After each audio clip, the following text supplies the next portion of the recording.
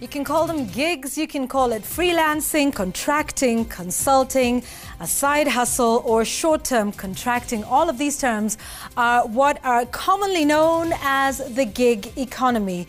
Now, what was once considered alternative workforce is now quickly becoming the mainstream. Now, whilst the sector affords those gig workers things like flexibility, work-life balance, and the be your own boss that surely everybody desires, it comes with its own set of challenges such as fair pay and fair terms and conditions of work. So just what are the labor standards for gig workers in Kenya?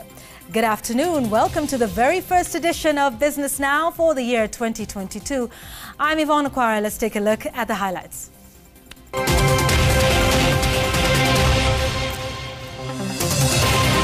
This afternoon, we seek to understand the building blocks of Kenya's gig economy. Are the terms and conditions of those working in gig economy favorable? And in our Made in Kenya series, we focus on a political science student making great strides in the fashion industry.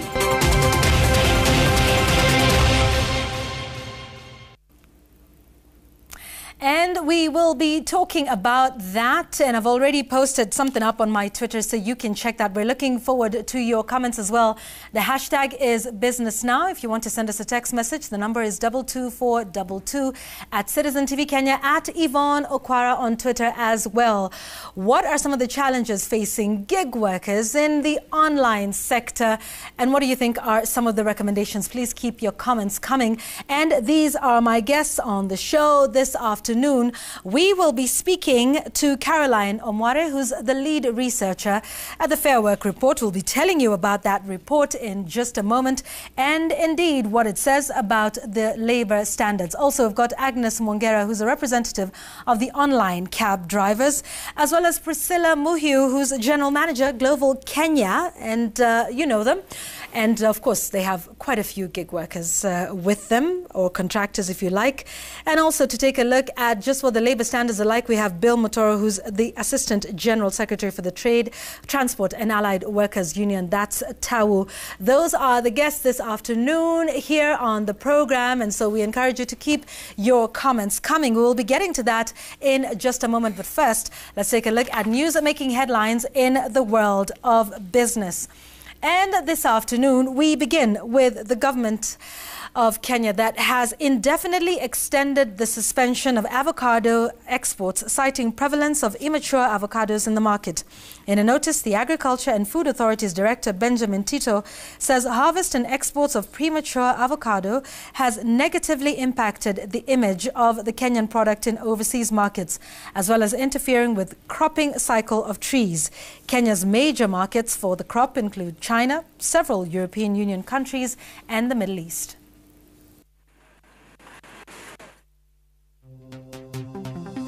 Elsewhere, Unilever Tea Kenya plans to start generating its own electricity in a bid to lower its cost of operations. The firm has lodged an application for a license with the Energy and Petroleum Regulatory Authority, IPRA, to generate, transmit and distribute power for use within its estates in West Kenya area. That encompass Kericho and Bomet counties. And finally, you remember this was a big story last month. The Nyandarua County government has begun talks with Kentucky Fried Chicken, that's KFC, to boost potato trade. The county and the American fast food chain are exploring ways in which they will engage with farmers through cooperatives or organized youth groups to purchase their produce. The two have agreed to establish a joint technical committee to thrash out issues, with the next engagement expected to happen next Wednesday.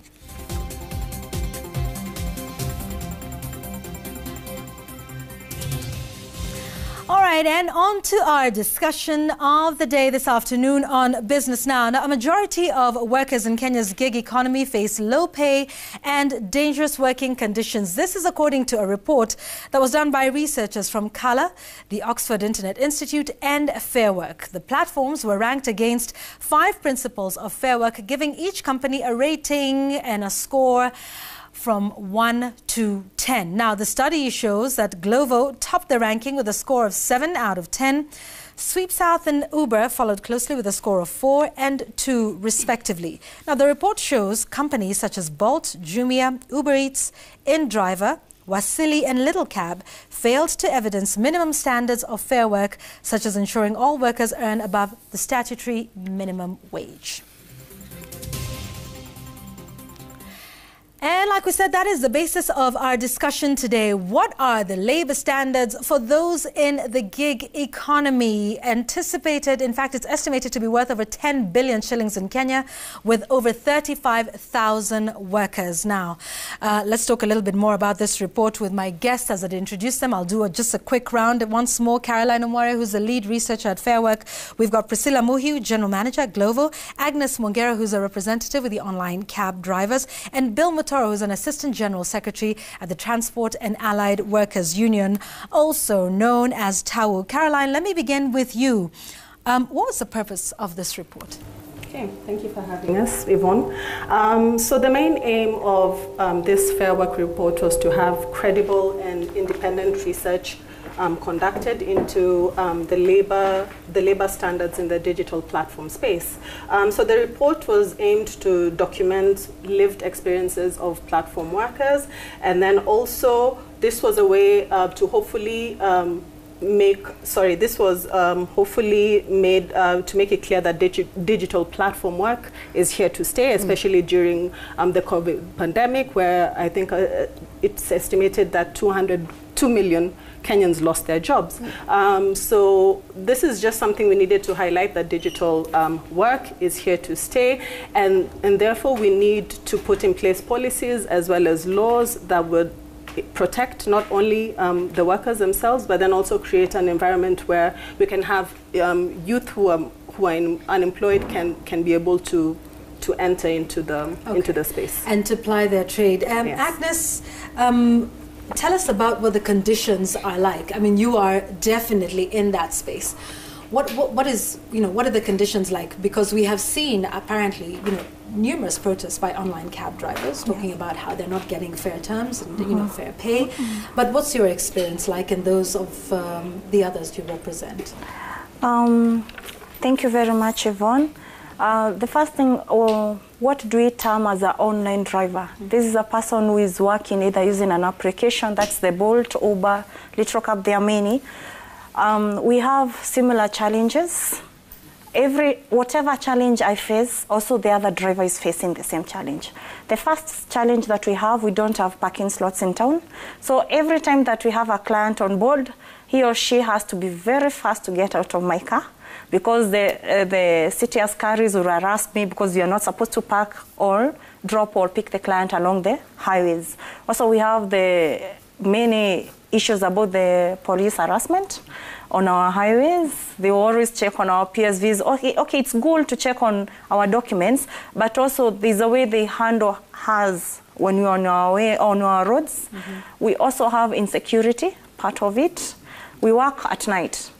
As a client, you expect me to take you to your destination, wherever the place is. But the other challenges we face, especially coming back from your destination. Remember, I'm not all that familiar with your place. So I have to drop you to your place, then come back to wherever point I have to get another client. And we have drivers who have been attacked by the kidnappers and what have you on the highway. And also we have clients who have also attacked us. So we pick our clients randomly. I don't know you. Right. So when you come to my car, I don't know the motive that you have. So you find that you can plan with other people to attack me on my way. So we have such challenges. Then we are also facing the price issue. We have a calculation. All the time when you're in business, you have a calculation that you make, that the final price, what are you getting? But currently, we are facing low prices, as in when you do your trips and calculate the end price, you find that you have very little money, and the same money is supposed to cater for the car service, your expenses and what have you. That's also is another issue that we are currently facing. We also need representation in our country.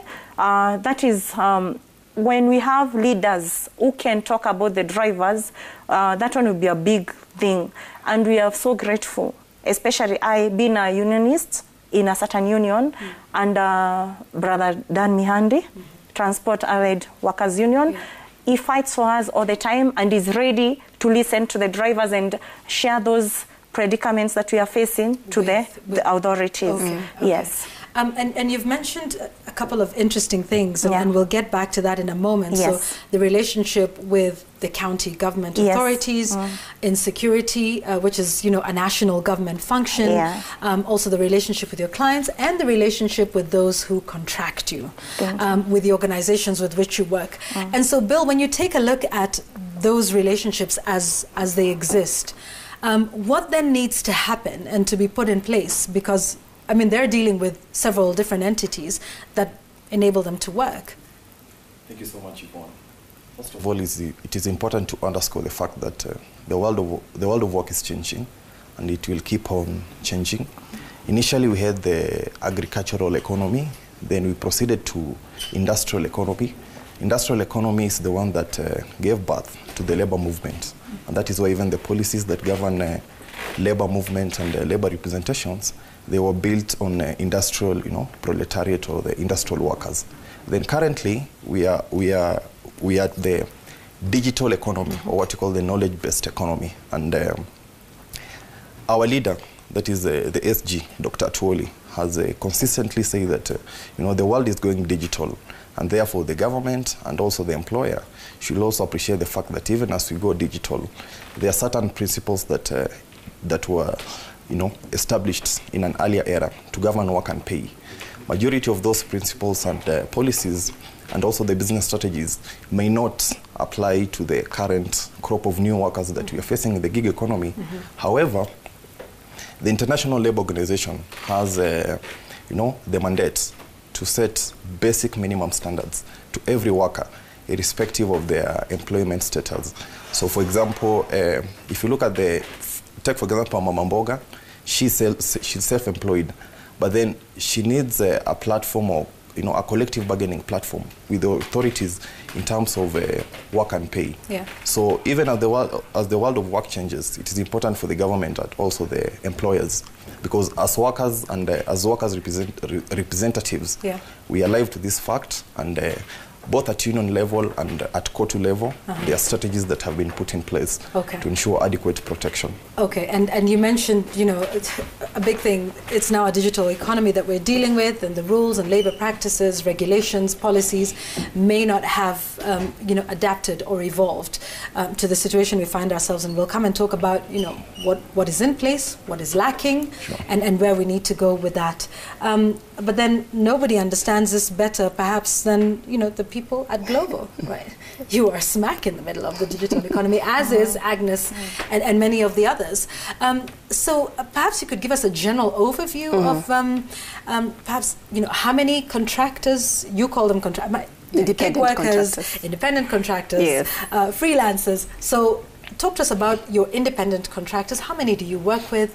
And what's the situation like from your perspective? Okay. And just like you mentioned, right now we have about 37K gig workers. This is expected to increase to almost 100,000 in the next 2 or 3 years. So it's important to appreciate the fact that gig economy is here to stay. It will only become bigger and bigger. And according to a report from Fair Work, they also mentioned that currently it accounts for 0.2% of the Kenyan GDP. So we have to take action right now. So what are we doing at Global? Just to mention, we currently have about 1,200 couriers on the streets, and we have what we call weekly active riders. This is a rider who has delivered an order at least once in that week, and they're about 800. So that's a big number, and it's important to take care of them because they have an impact in the economy. So what have we done as Global? The first thing we've done, we have a team that is called the Rider Experience Team. They are like internal representatives of the riders. So just to give you an example, if we make a decision and this team feels like it will negatively impact these couriers, they'll raise their hand and they'll negotiate on behalf of the riders. And then the other thing we do very well, or rather very keenly, is to make sure that we manage what we call earnings per hour. We track that and make sure that at least each courier can get at least the minimum wage as set by the government. So we know we have already started putting in place things that will make sure that the rider experience is amazing. And just to give you something, another tip that we do is we have what we call the Glover satisfaction score, which we track on a monthly basis. So we ask the couriers, are you satisfied with Glovo, and what are the key pain points that you have? And then this team, the rider experience team, their work is to identify these pain points and then come up with an action plan to make sure that the score keeps improving. Yeah. And that's interesting. 1,200 couriers is quite many, and 800 who've at least made a delivery, once a week. Yes. So let's go back a little bit and talk about, the 5 principles of fair work, Caroline, that came out, and that was the basis on which you scored, all of these companies. So for our viewers to understand, what are those 5 principles of fair work? Yes. Okay. So I think I could probably go into the origins of where the fair work principles come from. Excuse me.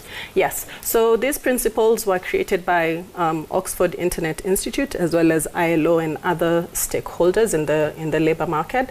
And basically they came up with 5 what they called 5 fair work conditions. And this is fair pay, fair conditions, fair contracts, fair management, as well as fair representation. So if I could just go into one. So usually how we did our scoring and research, we rated each platform that we scored at a maximum of 10, as you had said earlier. So for example, fair pay. So fair pay has a basic point which we would award, as well as an advanced point. So a basic point for fair pay would be that a platform is able to pay its workers the minimum wage, and this is after cost. So after cost means the data that they're using, airtime, fuel, fixing their cars or bikes. So if a platform would be able to pay its workers that above the minimum wage, then we would score them the basic point. So in order for a platform to get an advanced point, they had to evidence that they at least pay their workers a livable wage. So a livable wage is much higher, and it depends. Every town in Kenya has some sort of livable pay rate. Standards of living in Yes. So I think the minimum wage is around 10,000 shillings in Nairobi. Yes. But in order to get the advanced point, you would at least have to pay your workers, if they're a single individual, at least they're earning something between 20 and 25,000. If it's somebody who has a family, between 38,000 and 50,000. Okay. So that's just one of the examples of how we were doing our rating. Also, something I'd also like to mention, I know some people have seen some of the scores that the platforms got, especially the ones who didn't get any. Yes, so I'd like to clarify that maybe later. But then what I can say is that our research was 3-pronged. So we did a lot of desk research. We also talked to the workers, and then finally we also talked to the platforms. So the platforms like Glovo, Uber Eats, Bolt, they had to share evidence that some of these fair work practices were in place. So they had to show us evidence that they are engaged in fair pay, they are engaged in fair contracts. Fair contracts meaning the workers can actually see their contracts, they know what is in their contracts, as well as fair representation, meaning they are allowed to be able to join organizations, trade organizations, as the ones that Bill are in. And if so, they would probably get a basic point for that. If they needed to get an advanced point for, let's say, representation, the platform would have to show that they have allowed their platform workers not only to engage in collective bargaining, but then also it wouldn't have an impact on them as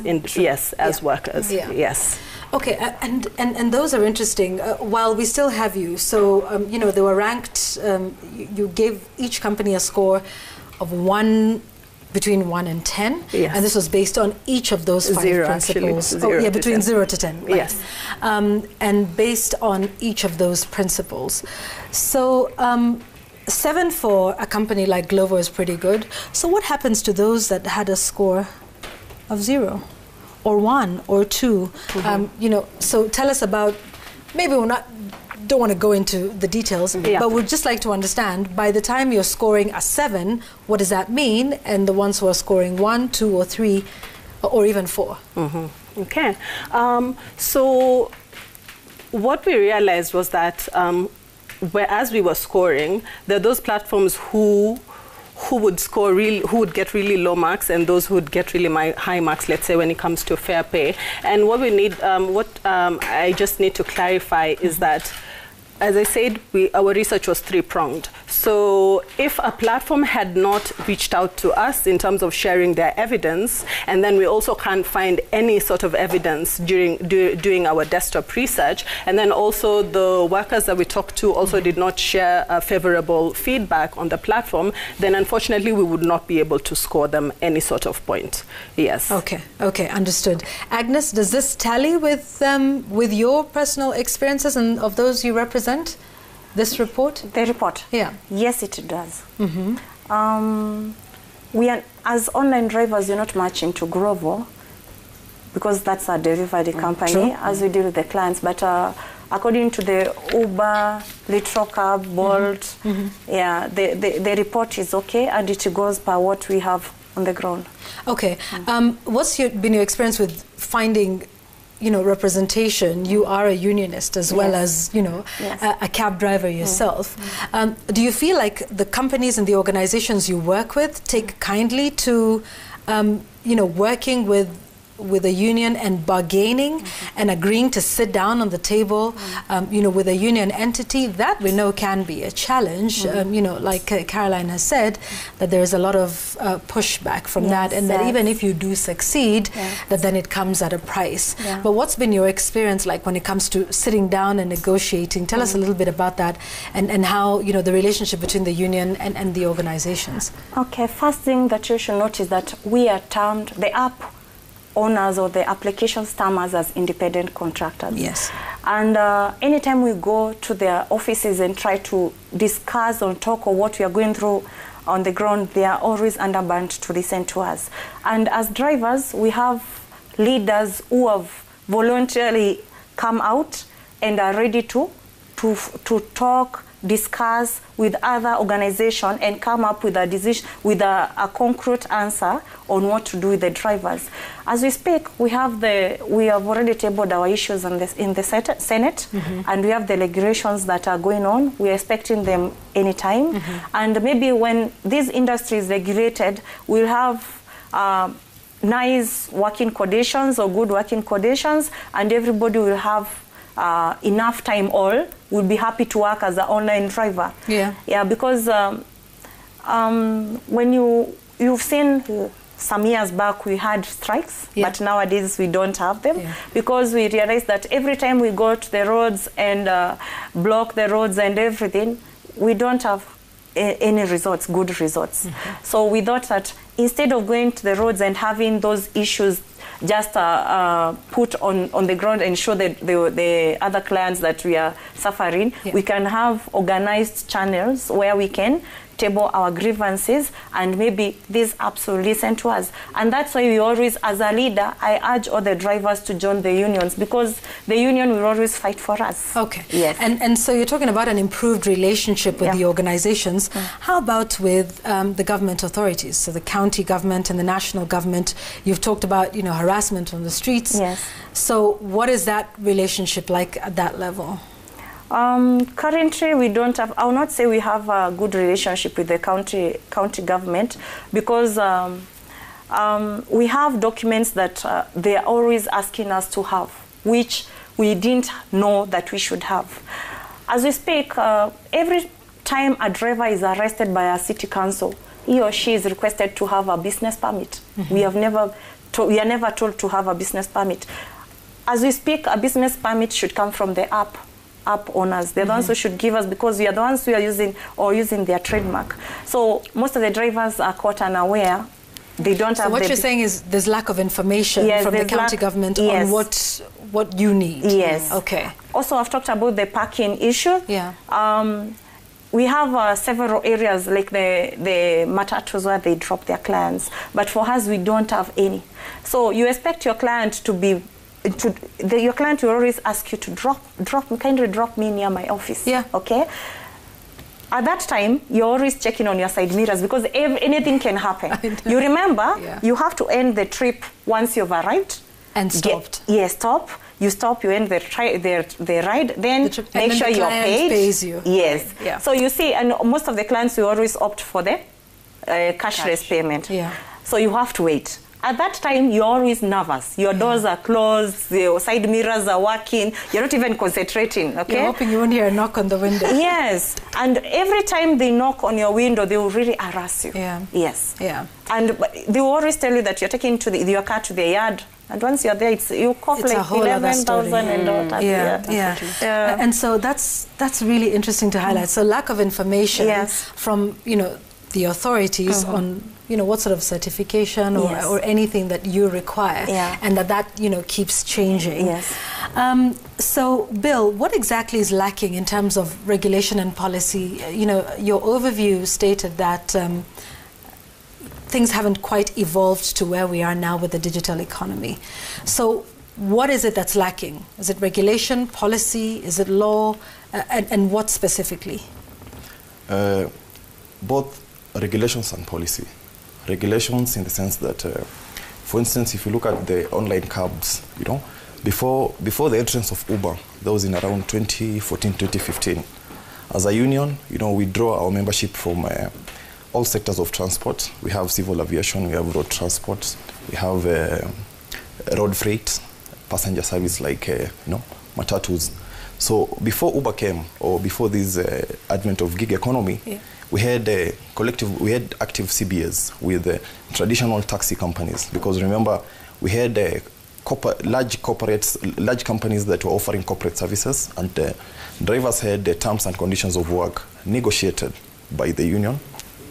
And then we had individual taxi operators, who are now typically independent contractors or self-employed as per the law. But then you'll find that, Uber just, this gig economy came, unawares. The government itself is still grappling. Remember, we have the Minister of ICT, which is in charge of, setting up policies that will allow innovation and digitalization of the country. In terms of online drivers, the taxi sector is regulated by the Ministry of Transport through the NTSA, although currently the NTSA is under the Ministry of Interior, but they work along through collaboration. Then now these are workers, they fall under the Ministry of Labour. So technically you find that there are three ministries that are, bear the burden of coming up with progressive regulations to ensure decent working conditions in this sector.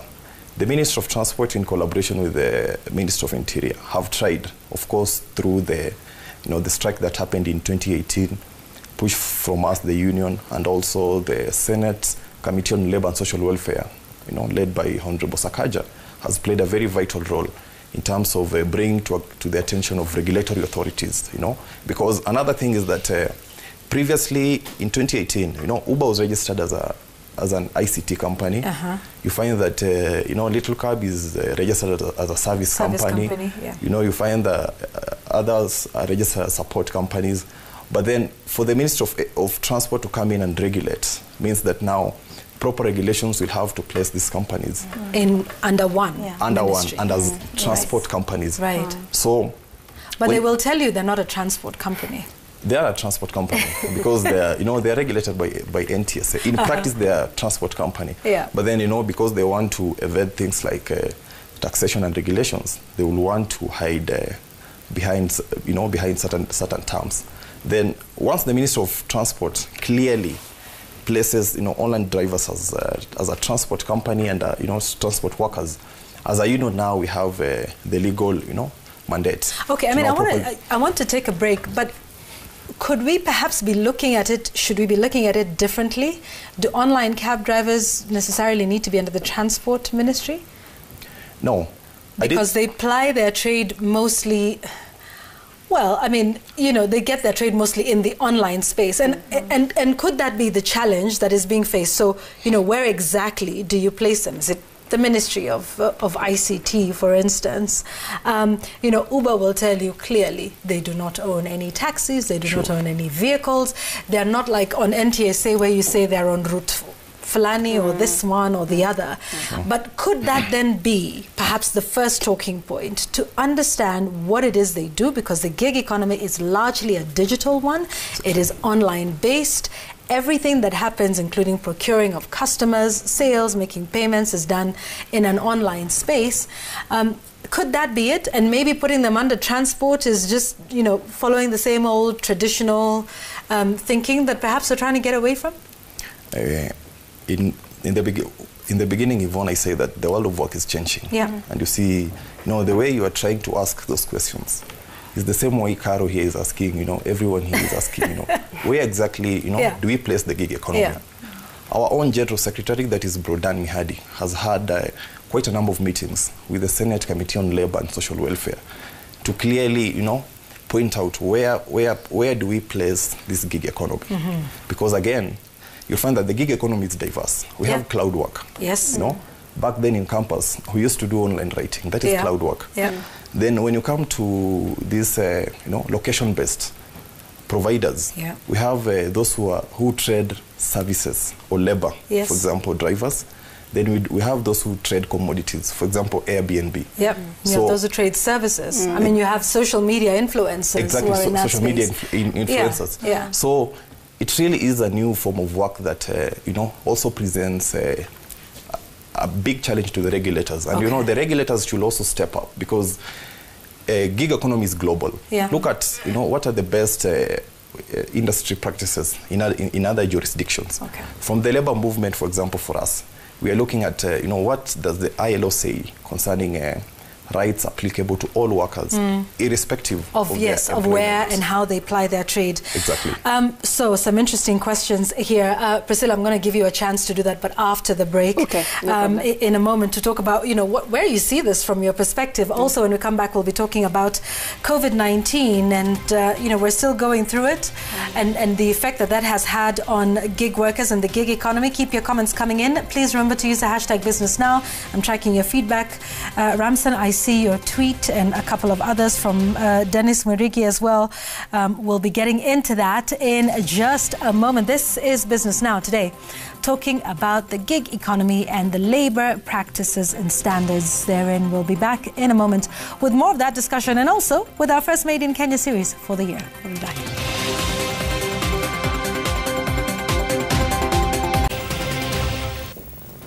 From what I can tell, we're going to have 2 or 3 shows on the gig economy. Just from the discussion we've been having online, who is a gig worker? Do you separate them? Social media influencers, online cab drivers. I mean, you know, many other people who have their stores on Instagram and on Facebook, and they don't have a physical presence, and they sell everything out of their home. So, you know, how do you separate them to ensure that everybody gets, you know, fair terms and conditions for how they ply their trade? So before we took the break, we were, you know, just discussing the conundrum and understanding, you know, the issue of regulation, policy, what's lacking, where do we place, you know, certain people. So Priscilla, what is your perspective from where you sit at Glovo regarding, you know, regulation and policy for gig workers in the gig economy? So just to point out, referencing what he was talking about, we are registered as a platform. Yes. Yeah, so we have a technology platform where we connect the couriers to the customers, to the stores. So we are not a courier service, we are not a transportation company, we are a service, or rather a platform service. Okay. So yes, I appreciate what he's saying. So platform as a service. Yes, platform as a service. Okay. So I appreciate what he's saying, but I think there's a lot of work to be done, and it has to be collaborative. We have to bring all the people together, and we come up with a way of making sure that the regulation and the policy does not harm both either the business or even the couriers themselves, or in this case, the online drivers. I think we need to start afresh, in my view. where we come together and we realize that a traditional business is very different from a digital business, and the nuances are very different as well. So we may not be able to apply the same principles or policies or regulations that are currently, like we currently have. We have to really think about how do we come together, share the different perspective, and then come up with something that makes sense for both parties. And that is currently yet to happen. Yet to happen. Okay. But in the meantime, I think the Fair Work report really helps, because it puts into perspective like the importance of making sure that we treat our couriers with fairness, because at the end of the day, these couriers are the face of the customer. You know, Glovo does not deliver the products. We know the couriers. Yes, so the experience you have with the courier, it forms your opinion about Glovo. So it's very important to treat them fairly and make sure that we have the best conditions. All right, for them. we're still in the COVID pandemic. How has that affected your business, your couriers? I know there's been a marked increase, you know, in business in terms of, but talk to us about that. So positively, yes, there was an increase, especially in the grocery sector or category, if I may say. At some point, I remember we had 3 tills dedicated to Glovo in the Naivas in Westlands because the demand was so high. Unfortunately, some of the restaurants, especially the small restaurants, were not able to sustain themselves. But what we did is we tried as much as possible to, you know, make sure we are doing a campaign for them, as encouraging people to order online so that we can keep these businesses going. The good thing is that right now they're recovering and now they're coming back on board. So yes, we saw an increase, and we also saw a very high increase in the number of people who want to work with Glovo, and this could be attributed to the fact that people lost jobs during the pandemic, and they were looking for a way of making an income. And what we do at Glovo is to try as much as possible to match demand and supply, and that's how we are able to make sure that the couriers are earning what they're supposed to be earning. Because if you have too many couriers on the street compared to the demand, what will happen is that courier will only do one order. So what we try and do is to make sure we are matching demand and supply as much as possible, so that if you're in the platform, you're at least able to do minimum 8 to 10 orders a day, and that means whatever you take home will make sense. Absolutely. Agnes, I want to start with you with a final word, because we've heard from Priscilla. So, you know, where do we go from here? What needs to happen? You know, even just as a basic minimum towards starting to, one, understand better the gig economy. Do we even have data, by the way? You know, how many online cab drivers are there? Out of the ones who are there, how many are women? And are some of the challenges facing women different from those of men, or are they pretty much the same? Where do we go from here? We have a total of 20 to 50,000 drivers all over the country. That's the online drivers. And women, we are just 5% of that number. Working in different towns in Kenya is a bit challenging because we have different pricing. Now, this is where we have issues because the applications give us different pricing. The drivers in Mombasa and the drivers in Nairobi don't have a fixed rate. But as we see, we have the fuel prices on the same level. So we find that there are some drivers who are more affected than the others. So what we need is that in those sections of drivers of different towns in this country, we as drivers need to come together, work as one. As in, we have to be recognized as drivers and have representation. We should have those people who should always table our grievances, or at least be among those making decisions towards our work. Yes. Okay. Bill, your final thoughts? Should we have just a huge meeting, a national conference on the gig economy? My takeaway will be this, Yvonne. That number one, even before we go any far, you know, and it's a good thing that Priscilla is here. Priscilla, let us address the issue of misclassification of workers as independent contractors, because, like I said, you know, we are not saying that these people are employees, because if you look at the current labor laws, you know, there are certain elements that are not applicable to gig work. But then, at the very bare minimum, let us understand the fact that where there's, you know, there's control by, you know, let's say now Glovo as the employer, or where there's subordination, through the digital management systems. And where there's clear economic dependence from the workers of the platforms, then let us ensure that at the very basic minimum, applicable rights to all workers, irrespective of their employment status, is granted. For example, freedom of association. We have had cases whereby Uber, has permanently deactivated, colleagues of Agnes, some of them leaders, for just coming out to champion for the labor rights of these workers. So once we address the issue of misclassification, then let us focus on what Fair Work is doing. Basically, Yvonne, what Fair Work has done is that they have looked at the existing national and international laws, and they have developed a code of conduct. So for us as a union, we'll appreciate such a code of conduct, because then it gives us a leeway to negotiate for sectorial, irrespective of there. Then also another thing is that going forward, we'll have to also look at the definition of employer and employee in terms of employment relationship, and ensure that workers are granted rights that are applicable to them. As a union, of course, we have stepped up our strategies.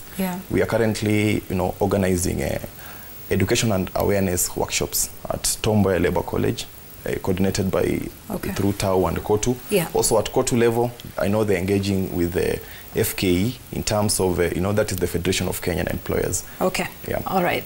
Caroline, you have the last word. I don't know if you can do it in a minute. Where do we go from here? Recommendations? Yes. So what I can quickly say is that, yes, we've talked about negatives, but I think the one positive that came out of all this is that a lot of marginalized people have really gotten an opportunity to now get work. So this is refugees, people living with disabilities, as well as women. Finally, what I can say is that platform work is here to stay, and I keep saying it. So the Kenyan government and regulatory bodies just need to recognize this, and then also ensure that there are at least some minimum labor standards in place. Indeed, and we look forward to what's coming out of the Senate. Thank you very much to all of you for coming and talking about this and telling us where we're going with this.